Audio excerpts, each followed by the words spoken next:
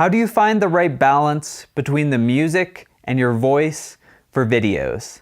This is a question that I got from Sophia on my video on the basics of sound. So I wanted to answer that in this video. And on Monday, I'm going to go in depth on how to choose the right music for your videos. So I would recommend not using headphones when you're doing the final mix. You have to think about the ways that people are going to consume your content, and a lot of times that will be using their phone or using the built-in speakers, so you want to emulate that. I found a lot of the time when I use headphones, it would make the music seem a lot softer than it actually was, and I'd take them out and the balance was not right. You want to be erring on the side of making the music too quiet versus too loud. This is an important step. So if you're in an office environment, you want to at least check to see if you can play it through your computer's main speakers, and this would be a good opportunity to get someone else to weigh in on the sound levels.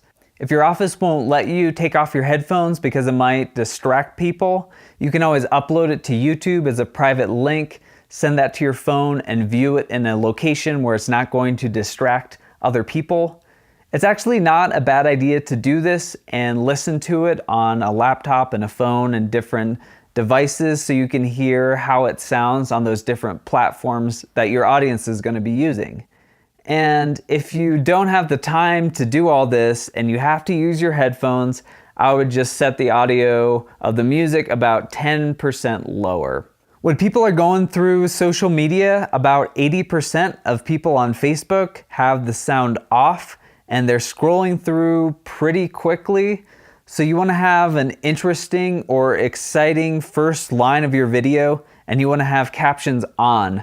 This way it'll entice people to stop on your video and stick with it. On Monday, I have an incredible video for you. I'm going to go through the entire process of choosing music.